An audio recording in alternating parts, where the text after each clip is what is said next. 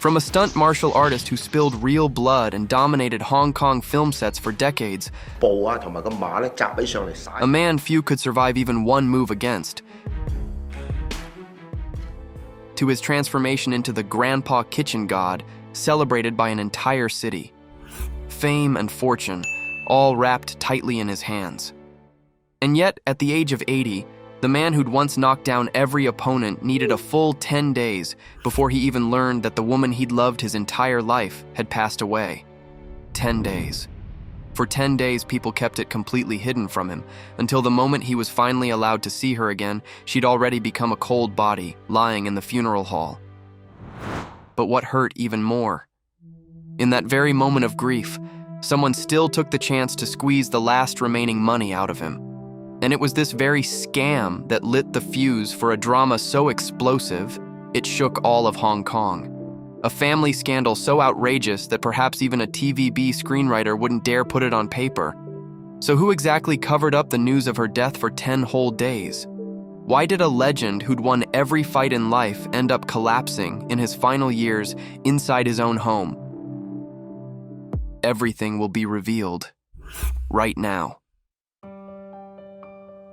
Many people probably still have the image of the old man from Grandpa's Kitchen burned into their minds.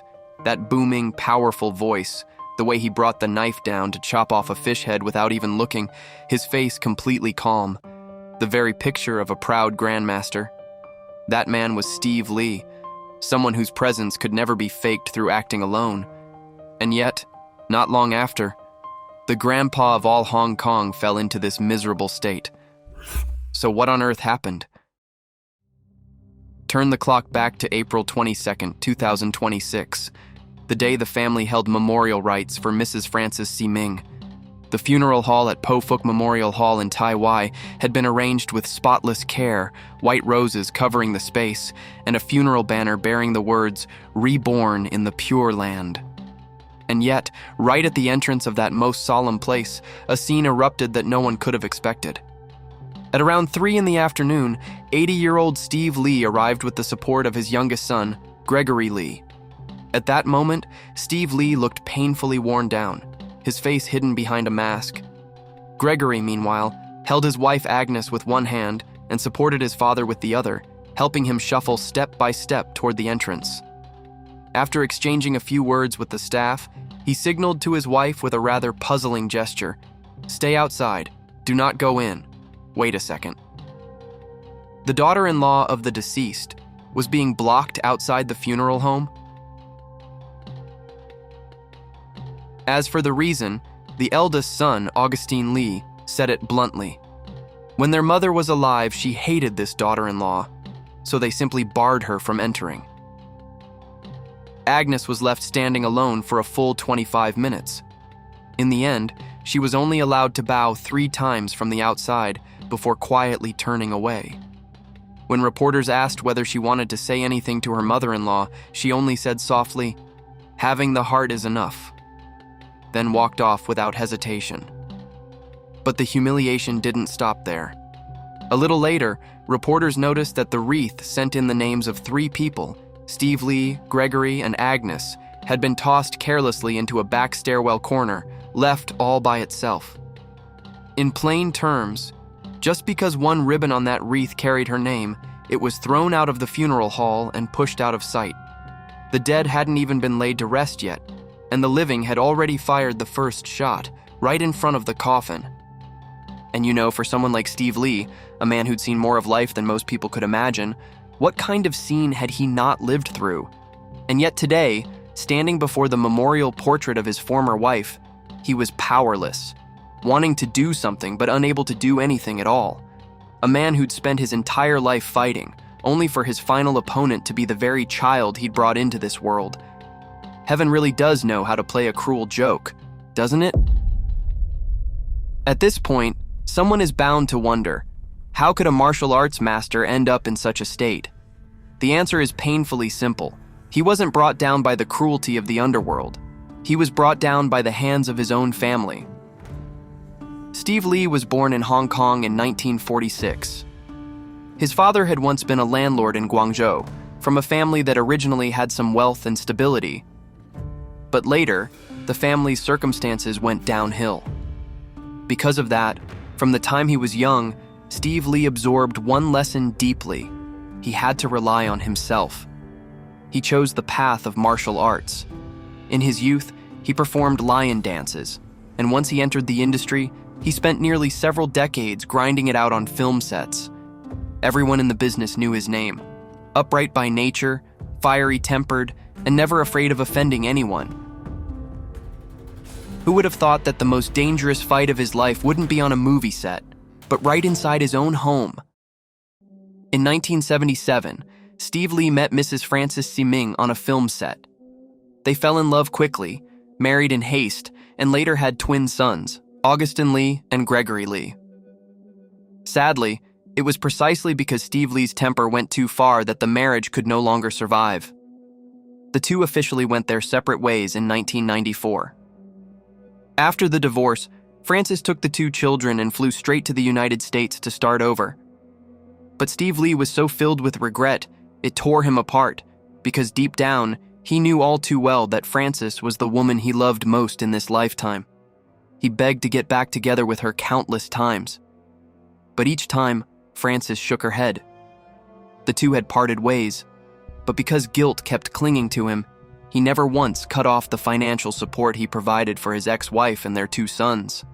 He once said that even though they'd been divorced for so many years, he still sent money to Frances every month without fail, while he himself tried to tighten his belt and live more frugally. Because in the end, he was still the father of those two boys. And so, he carried it in his heart, that he'd wronged Frances, that he hadn't truly fulfilled his role as a father. That remorse quietly turned into a kind of love that spoiled his children without limits. Whatever they asked for, he gave. He never knew how to say no. Just put yourself in his place for a moment. Where would a rough martial artist find the words to say, "Dad loves you"? So the only way he knew how to love was to spend money.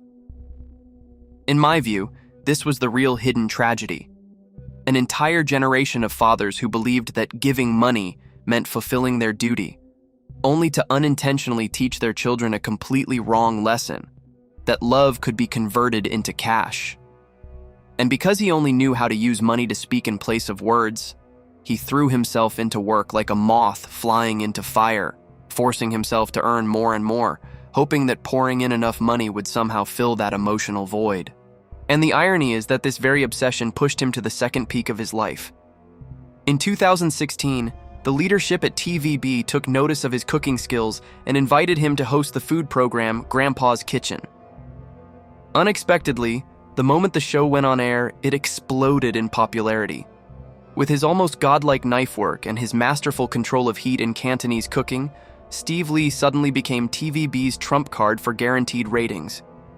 Advertising contracts and commercial events came pouring in, one after another.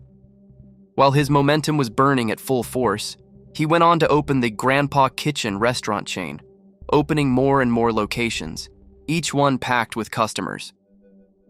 In that moment, the lion dancer from years past had transformed into the Grandpa Kitchen god in the hearts of Hong Kong people, with both fame and fortune wrapped tightly in his hands. With that kind of momentum, his later years should have been as peaceful as a fairy tale. But life doesn't follow a beautiful script.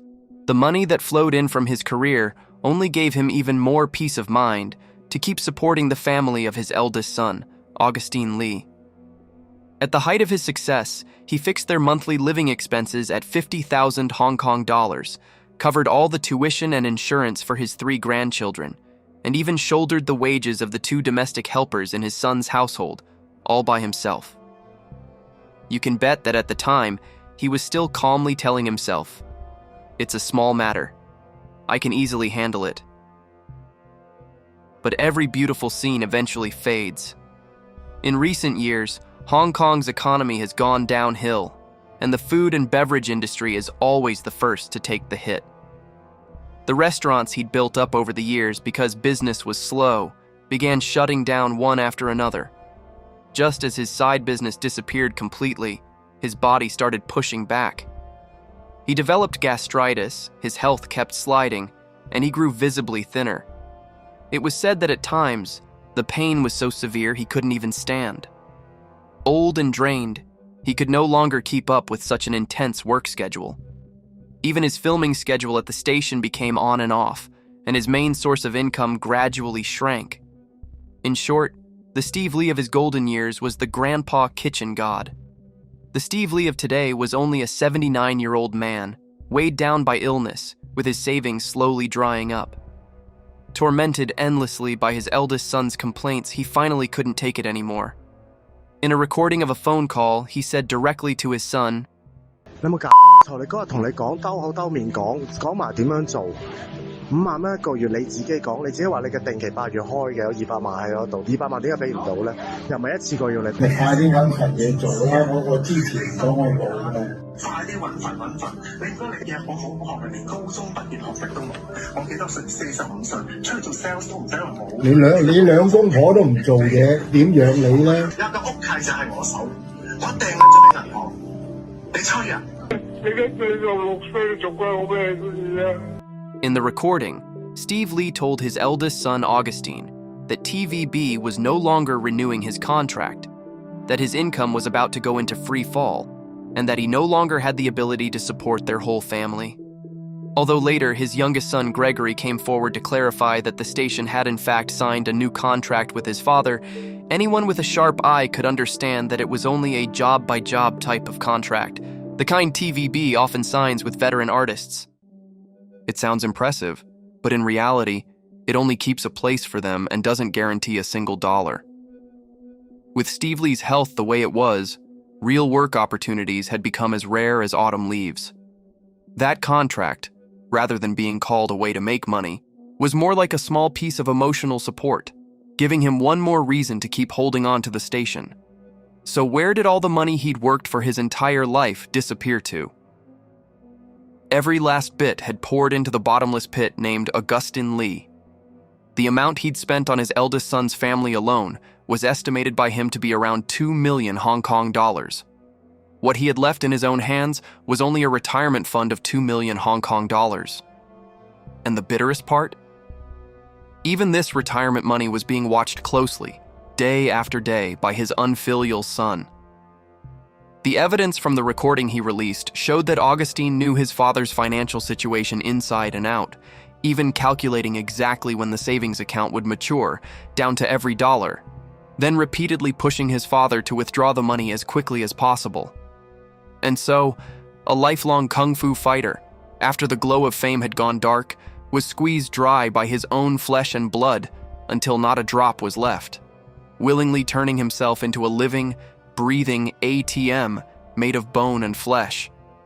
And the eldest son, he'd bent his back to support fit perfectly into the type of person society has been calling out lately, the freeloader tribe. Meaning, no work, no income, only good at one thing, stretching out a hand to ask his father for money. And asking with such innocence as if it were a natural-born right. The same ATM.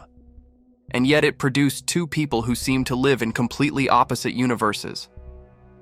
Fortunately for Steve Lee, beside that ruined eldest son, he still had a filial youngest son. From the time he was small, Gregory Lee had been used to relying on himself. He worked as an actor at TVB for years, never in any major leading role, but always quietly diligent, and most importantly, devoted to his father. In 2022, Gregory married his Taiwanese girlfriend, Agnes Lam. This daughter-in-law was different.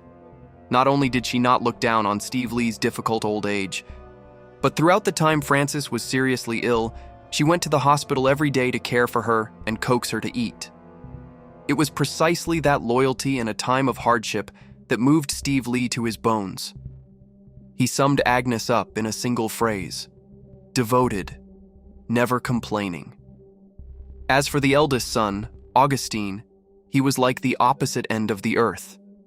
He and his wife wouldn't lift a finger to work, yet when it came to spending, they didn't hold back a single cent. Still comfortably living in a villa in Kowloon Tong, hiring people to serve them, and dumping everything onto his father's shoulders. So how did Augustine end up this way? The reason was painfully simple. He'd been spoiled since childhood. His father had already been indulgent, but Frances pampered this eldest son even more, treating him like a fragile egg in her hands.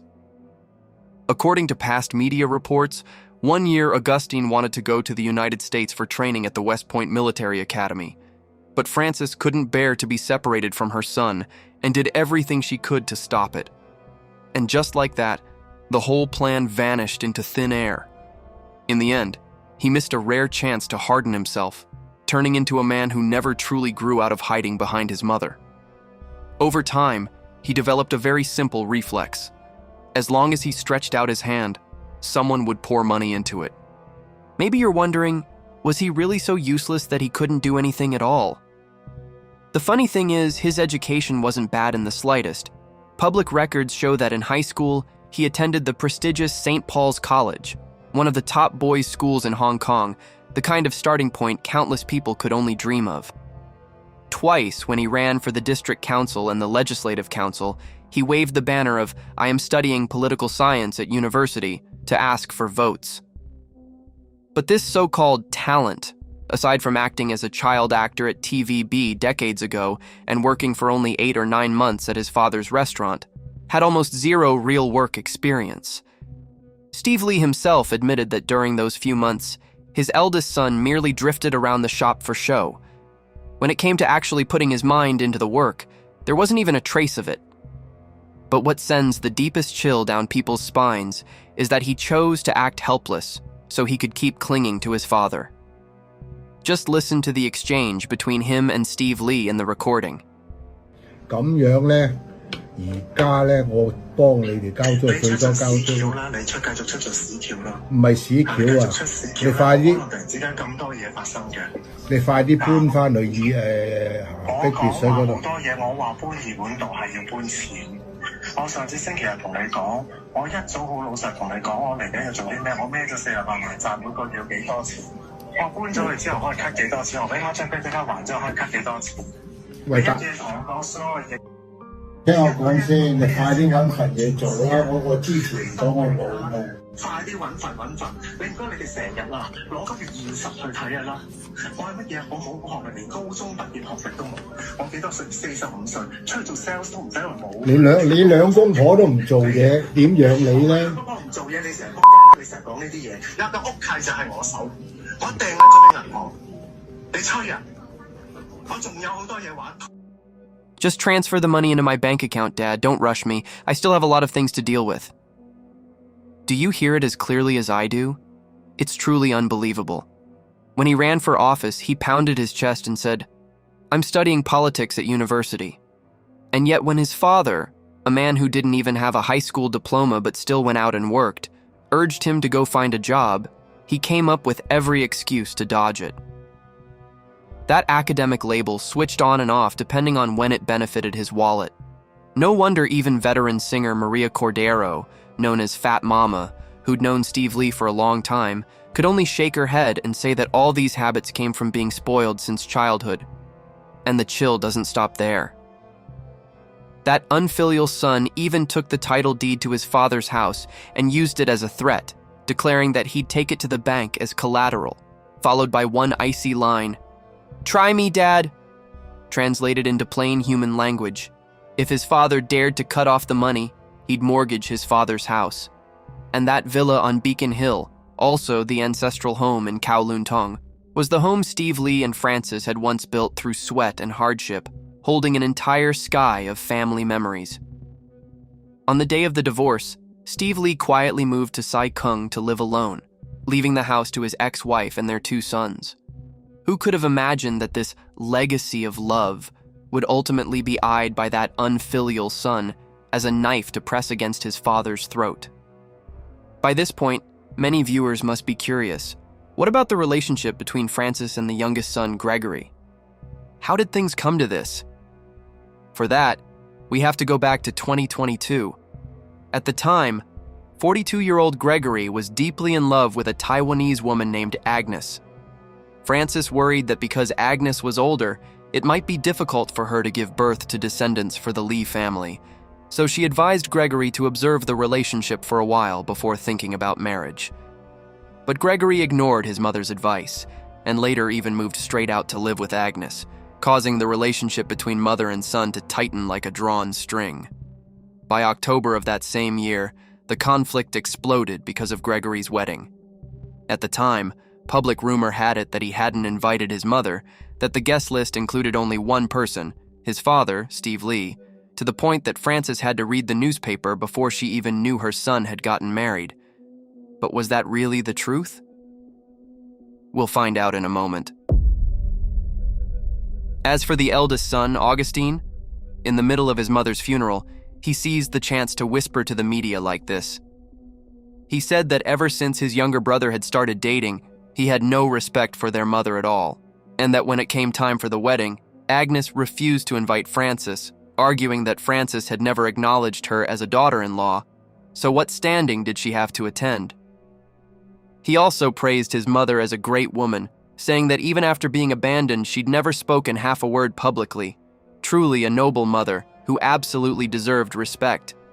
But Steve Lee later fired back right to his face, insisting that the truth was the complete opposite, turned 180 degrees around.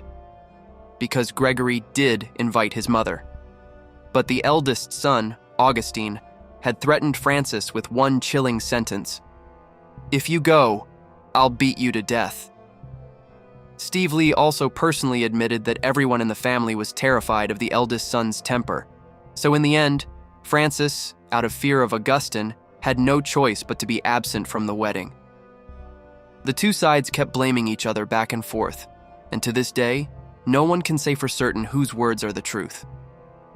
Personally, in cases like this, I trust behavior more than words. And the fact that a person dared to hide even the news of his mother's death in order to squeeze out money already says plenty about how trustworthy his other statements are. But one thing is beyond dispute. From that wedding onward, the bond between Frances and her youngest son cracked beyond repair. And most heartbreaking of all, that same year, Frances slipped and fell at home, suffered a serious head injury, and had to be rushed to the hospital for emergency cranial surgery. From then on, one side of her body was paralyzed. After that, she stayed in the hospital for a long time before finally being discharged. Once she left the hospital, Frances returned to the home of her eldest son, Augustine, to recover. By the end of 2024, Augustine, under the name of caring for his mother, obtained a guardianship order. The moment that guardianship order took effect, he naturally became the only person with legal decision-making power, controlling every medical decision related to Frances from top to bottom.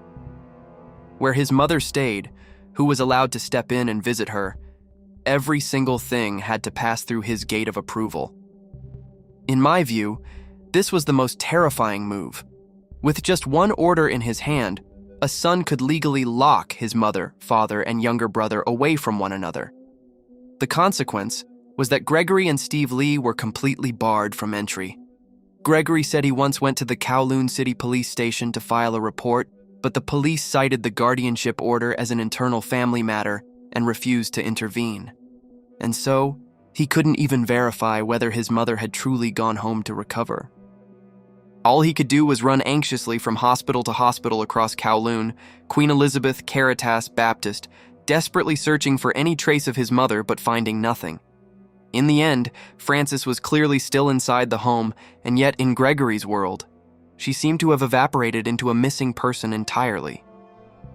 Gregory said that after he posted a photo of himself with his mother in the hospital in 2024, all the way until Frances breathed her last, mother and son didn't see each other's faces even once, for more than a year. Of course, the eldest son, Augustine, had his own version of the story. He insisted that he'd never forbidden his younger brother from visiting their sick mother. Rather, after Frances was discharged, she'd made it clear that she didn't want to see her daughter-in-law, Agnes, but his younger brother kept stubbornly bringing his wife to the house with him. And that was why they were asked to leave. From there, he delivered one icy conclusion. His younger brother needed his wife, not his mother. Augustine even turned around and accused Gregory and his wife of being the ones controlling and monitoring Steve Lee, controlling his finances, and once demanding a division of family assets amounting to 3 million Hong Kong dollars. In other words, this was a case where each side told a completely different story, and neither side had been proven right. Unexpectedly, the real collapse of this family didn't begin on the day of the divorce. It only officially exploded in recent years. All kinds of conflicts piled on top of one another, splitting the family into two clear battle lines. Steve Lee and Gregory on one side, Francis and Augustine on the other. In truth, even before Francis passed away, that home had already shattered into countless pieces. At this point, you may be wondering again, after swallowing so much resentment, why did Steve Lee grit his teeth and keep silent until now, before finally letting it all out? It wasn't that he didn't want to speak. It was that, all this time, he'd still respected that bond between father and son. But what happened after Francis left this world pushed the 80-year-old man to his absolute limit, making him decide to personally tear open this family scandal in broad daylight. Mrs. Francis Si Ming passed away from pneumonia on March 21, 2026, at the age of 76. And Steve Lee? It took a full 10 days, until March 31st, before he found out. What made it even more bitter was that it wasn't because his kind-hearted eldest son had taken the initiative to call and tell him. It was because the media was about to break the story, and with no way out, his eldest son finally had to pick up the phone and call his father. So what exactly happened during those 10 days? On an interview program, Steve Lee was so furious he could hardly breathe, cursing right there on the spot. That bastard, he only told me because his mother had already died. Before telling me, he even asked me for money, and only after a while did he tell me. When I heard that his mother had died, I was so angry I wanted to jump up. He came to me asking for money, got the money, and only then told me. Why only tell me now? Because he was afraid I couldn't handle it. It had to do with his mother's hospital bills and all that. My God, you people are only telling me these things now. Why didn't you say it earlier? Are you even human? On the very night before breaking the terrible news, the eldest son and his wife had still used the excuse that his mother needed money for medicine to squeeze tens of thousands of Hong Kong dollars out of Steve Lee. And after they drained the money from him, they waited a while before finally dropping the sentence that told his father his mother had already died. It was also because of this deception that Steve Lee lost his chance to see Francis one final time. Out of every detail in this whole case, to me, this is the one that hurts the most. Just picture it, a martial artist on screen who was always tough, stubborn, and unbending. Yet, in the dead of night, when he picked up the phone to call an old friend, his throat closed up so badly he couldn't get a single sentence out. All he could do was break down and sob. He wasn't crying because his son had taken money from him. He was crying because the woman he'd loved his entire life had left this world, without him even knowing. During the interview, Steve Lee said one sentence that made the whole city feel its heart tighten. He said, "If he hadn't used his mother as an excuse, how could I have given him the money?" That sentence was no different from announcing openly to the entire world that this wretched son was even willing to turn his own mother's death into a tool for getting cash. The moment this case blew open, all of Hong Kong felt heartbroken for Steve Lee, while Maria Cordero was so angry she nearly lost her mind. Steve Lee then made a decision. Not only would he firmly cut ties with his eldest son, but he would also stand openly before the entire Hong Kong audience and do something unprecedented. Personally, give instructions for his own funeral affairs. He officially and publicly appointed his youngest son, Gregory Lee, as the executor of his estate. Steve Lee also laid bare a truth that would make any parent's heart ache. He said he was truly afraid, but not afraid of running out of retirement money. He was afraid that one day, when he closed his eyes for the last time, he'd end up just like his ex-wife Francis, with his eldest son Augustine jumping out on his own to speak in his name, twisting his final wishes and staging yet another performance when there'd be no one left to testify against it.